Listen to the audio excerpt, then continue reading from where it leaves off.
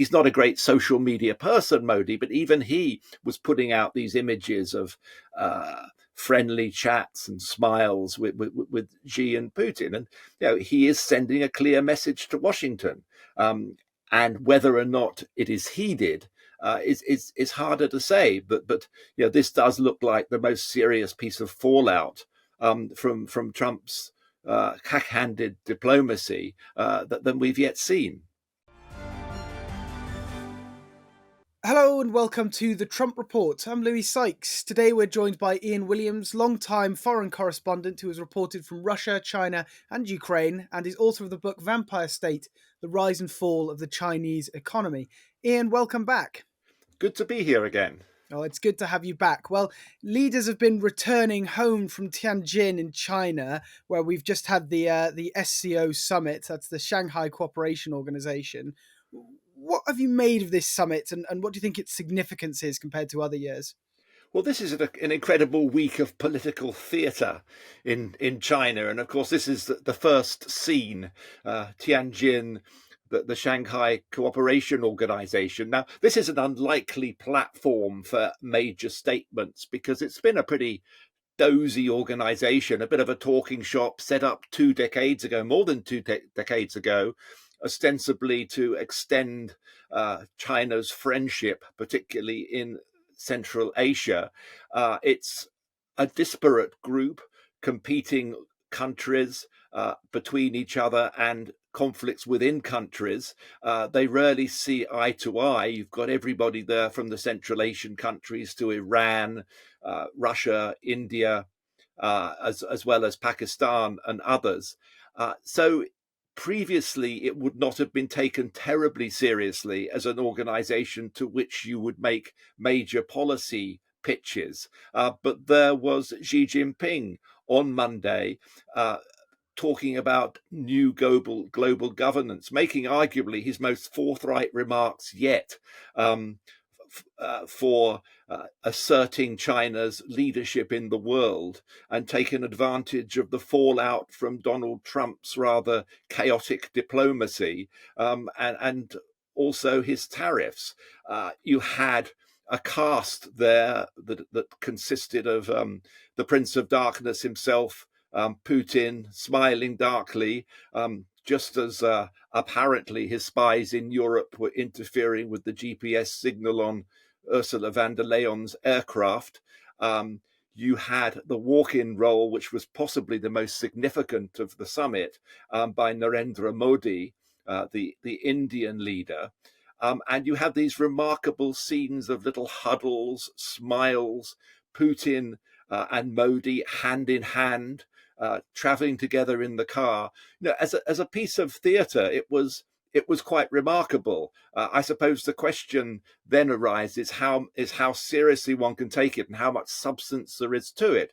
And of course, we now move on to Act 2 today, which was the summit, great friendship, lots of platitudes between Putin and Xi, and tomorrow's grand finale, the military parade through Beijing, which will be quite a dramatic affair, during which the North Korean dictator Kim Jong-un will join Putin and Xi on the platform to see all that hardware and marching soldiers going past.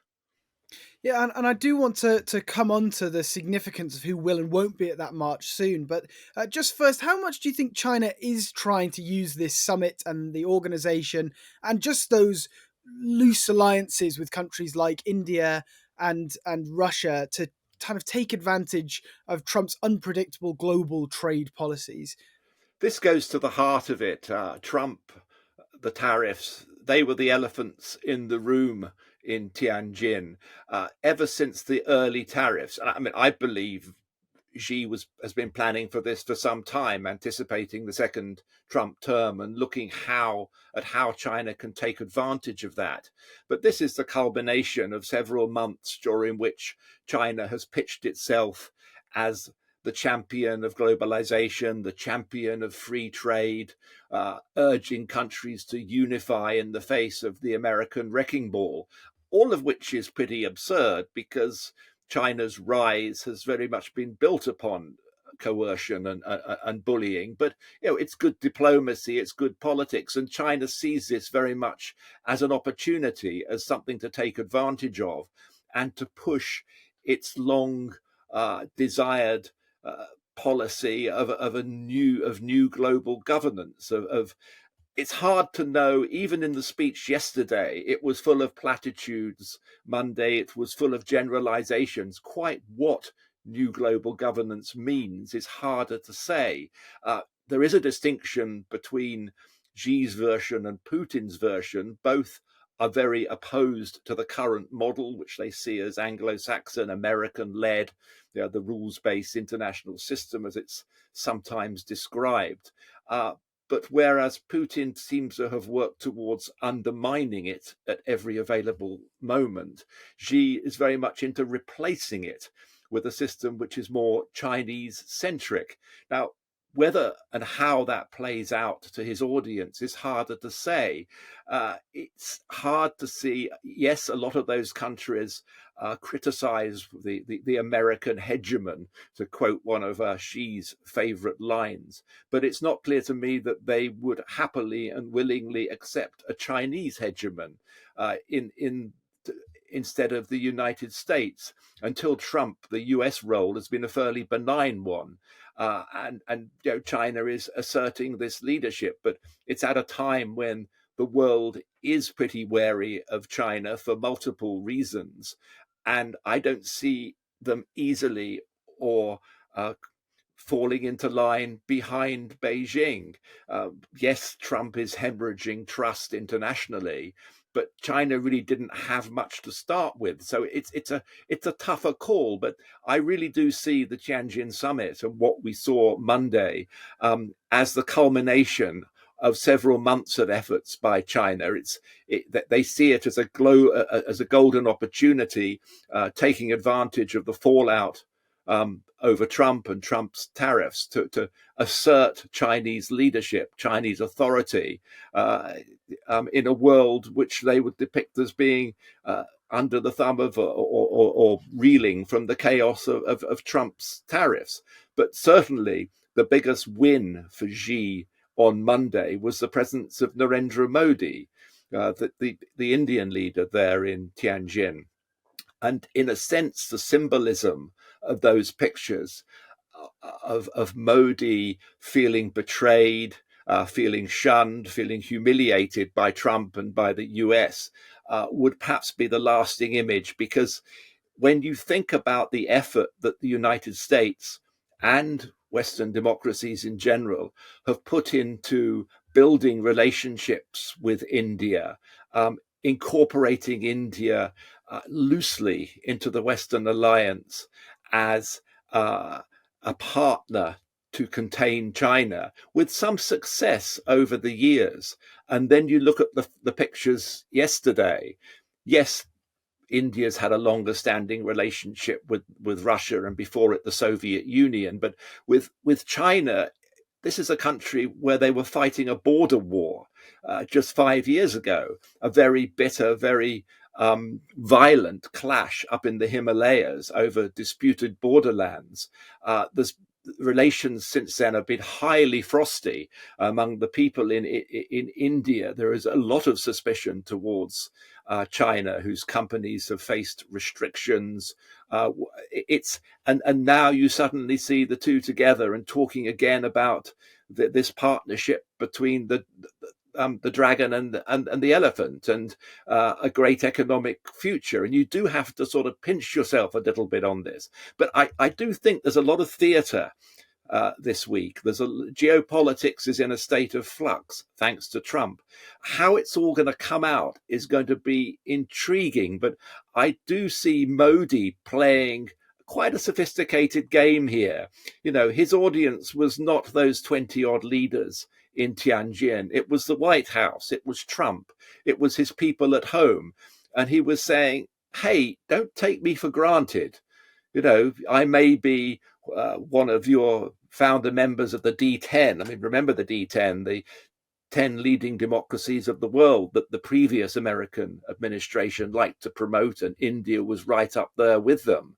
India was portrayed as a very important partner. Now you look at what Trump's done. I mean, this is a huge casualty of cack-handed Trump diplomacy. And there's Modi rubbing that in. He's saying, hey, you don't deal with India by humiliating them, by cozying up to Pakistan, by trying to dictate how they deal with their neighbor, and by being polite about the Pakistan army, all of which are extraordinarily sensitive issues in India. And Modi is saying, hey, I'm not going to take this. I demand respect. I have other friends I can make. Don't take me for granted. And I think that was perhaps the most important message to come out of the Janzin summit, because in some respects, the Xi Putin alliance, the great friendship we saw, the expressions of that, the platitudes Tuesday in the Beijing meeting in the Great Hall. But that's no surprise. They've been doing that for some time. It's a complex relationship built on shared interests, cold calculating. But I think Modi, those images of Modi Monday with Putin, with Xi, will perhaps have a far more lasting impact on policymakers in Washington. And how much should the US be worried about what they're seeing from this summit, especially with India? Because, of course, India has been to these sorts of summits before. I believe it attended the BRICS summit at the end of last year, which of course, Russia and China are both members of. I mean, is this not part and parcel of how India does diplomacy and that kind of drama of India on the world stage, rather than a definite shift away from the US and Western democracy? Yeah, I see this as a piece of theatre. I don't see it necessarily as the big break, a world historic moment of realliance, as I think some have depicted it. I think India is a clever diplomatic player, but it's also an incredibly sensitive one, and it needs to be treated cautiously and with respect. And I think the cack-handed Trump diplomacy, this is perhaps the biggest casualty of it. And New Delhi is sending that message to Washington. To me, it's remarkable that so much effort, so much energy was put into bringing India into the democratic fold, building economic relations with India, seeing it as an economic alternative to production in China, seeing it as a member of the Democratic Club, the D10, as it was once dubbed by the previous administration. It's been a cornerstone of Western policy to develop this economic and strategic relationship with India, knowing that their relations with China are prickly, especially after that border war. And it is remarkable that after so much energy was put into building this relationship, it can seem to be shaken, if not destroyed overnight. And I think that I imagine that smarter diplomats in Beijing and Moscow are wondering how sincere Modi is, because he is a wily diplomat himself. And he is sending multiple messages and addressing multiple audiences. I mean, he's not a great social media person, Modi, but even he was putting out these images of friendly chats and smiles with Xi and Putin. And he is sending a clear message to Washington. And whether or not it is heeded is harder to say. But this does look like the most serious piece of fallout from Trump's cack-handed diplomacy than we've yet seen.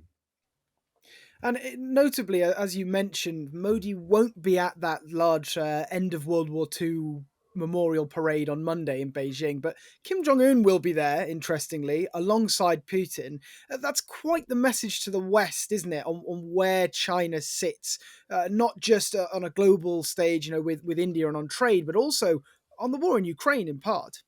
It is. It's very significant. The three of them together, arguably the three key protagonists in on the Russian side in Ukraine. China very much underwriting the war through its economic, diplomatic, technological support for Moscow.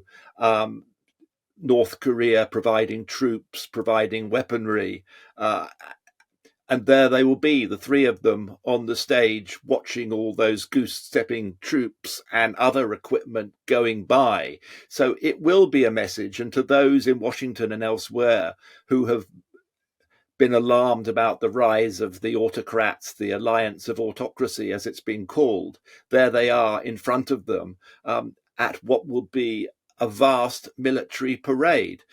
It's interesting because China traditionally didn't really bother to mark the end of the Second World War, this being the 80th anniversary. And, it's a little bit rich because the Communist Party uh, largely left the fighting against the Japanese to the rival nationalists.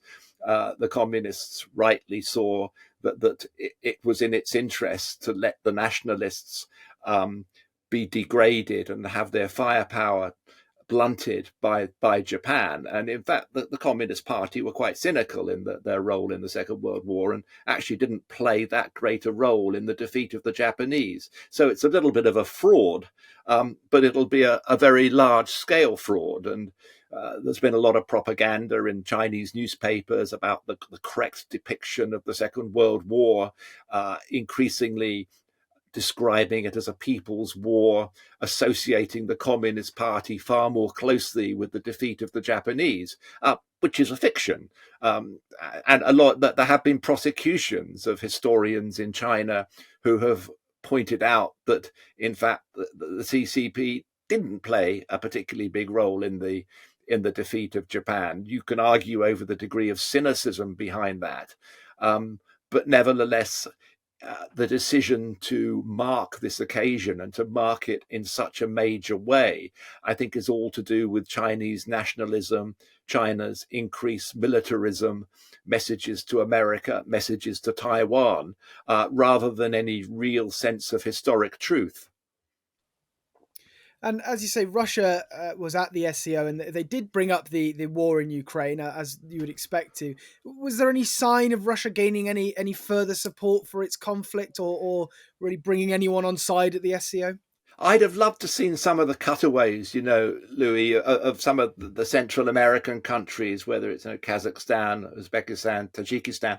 These are countries that have complicated relationships with Russia, few of which have voiced any real support for the invasion of Ukraine, and are very wary about potential Russian pressure that they could face, given they also have Russian speaking minorities. And a lot of them are seen improving their economic relationship with Beijing as a counterweight to that of Moscow.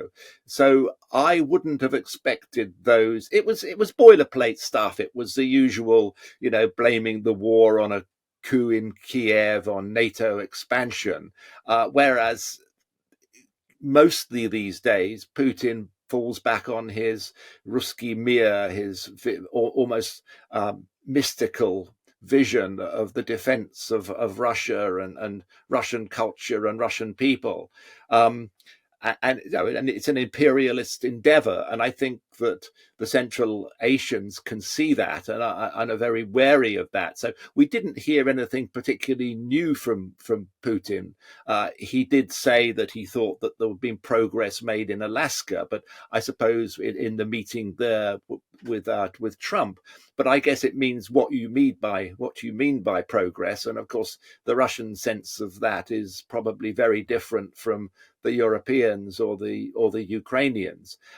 So I don't think we heard anything particularly new from Putin, but I would have been intrigued to hear more about the reaction from the Central Asians, because they are very wary about Russia and the war in Ukraine. And interestingly, at that summit as well, Belarus's Lukashenko spoke, challenging the hegemony of the US dollar in world markets. It's been a long-term aim of groups like BRICS, and of course those countries at the SCO, leading countries, to try and challenge the dollar on the world stage. Why is that? Do you think they're making any ground with that with this summit?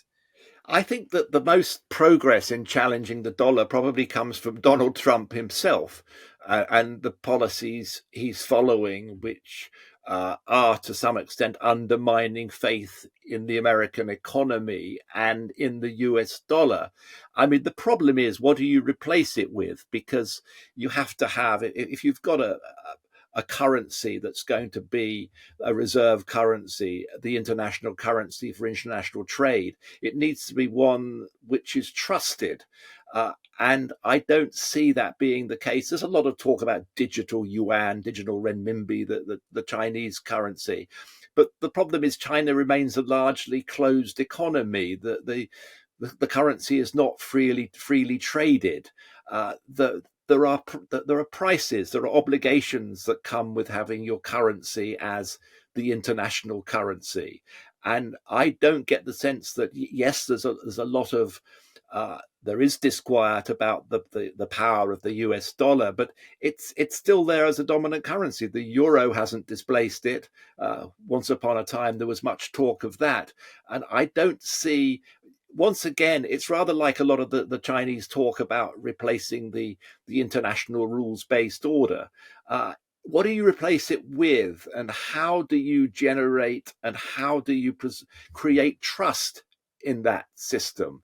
And it's similar with when you talk about currencies. And it's easy, I think, for Belarus or Russia or China to complain about the power of the US dollar. It's much more difficult, I think, to imagine a situation where people will readily accept the Chinese renminbi as a reserve currency, because there simply isn't the trust there. It's in either China's economic management or its ability to underwrite that. So I'm a little skeptical of that. There's always a lot of talk about the demise of the dollar, but when you come to examining more closely what you would replace it with, that's where it kind of falls down. Well, indeed. And when we talk about those larger international systems, how much of a challenge do you think the SCO, at least as a collection, really is to US hegemony or to Europe as well on the world stage? I mean, is it really the kind of anti NATO group that some people have termed it this week? I don't think so. I mean, there's a lot of rhetoric there. There are a lot of platitudes. The history of the SCO suggests that apart from being a sort of yearly talking shop, largely through which China pushes its perceptions of security. Because don't forget, it started out very much in the early days as a way of trying to blunt anti-Chinese movements in Xinjiang and elsewhere, which were sympathised with in a lot of these other countries. But I think China's strategy is to take any number of these organizations, whether it's BRICS or the Shanghai Cooperation Organization, and turn them into a group of that will oppose the bodies which are more fully in line with US thinking. But this goes in hand with what China is also doing in mainstream organizations within the UN, where China's put a lot of efforts into getting its people into key roles and key leadership roles in those organizations in order to enhance its influence and its clout. Well, Ian Williams, longtime foreign correspondent and author of the book Vampire State: The Rise and Fall of the Chinese Economy. Thank you very much for joining me today on the Trump Report. A pleasure.